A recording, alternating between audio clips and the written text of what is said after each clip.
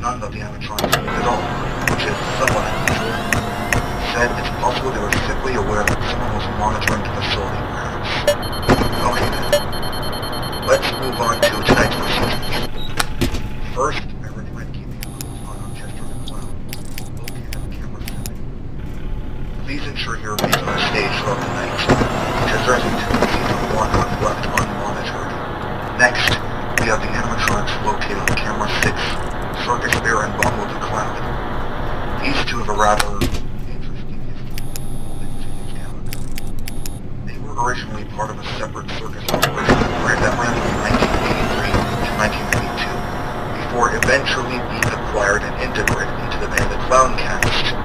Their primary objective is to ensure that both Circus Bear and Bongo remain on their show stage for the duration of the night. If either of them begins to move or in the unlikely event that they approach your office, or try using the audio playback device to lure them the other way. Let me see, is there any... Alright, that should be everything for tonight. Just be sure to keep a close watch on Chester, Circus Bear, and Bongo the Clown. That's all from me. Good night and good luck.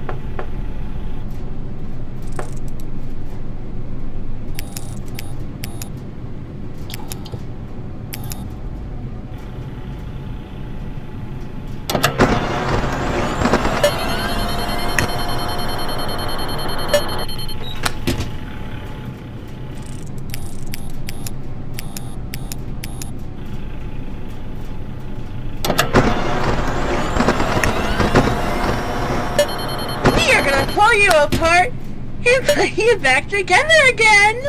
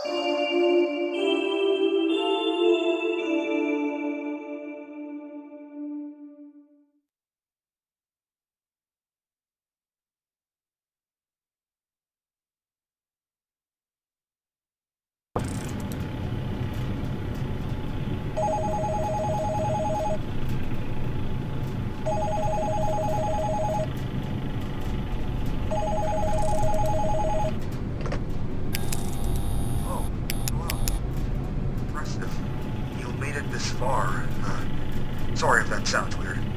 Usually, Benny's circus entertainment isn't exactly the easiest place to learn it, especially when it comes to handling our state-of-the-art animatronics. The animatronics here are significantly more advanced than those used at our franchise locations, such as Benny's circus. While those units are advanced in their own right, the models housed here are operating on a much higher level. To put it lightly, former employees have found the increased intelligence of the animatronics to be stressful. Well, that's James Gallagher's technology brain. No, how would I mention it? Oh, right. The suits and the additional animatronics located in the parts of the service room.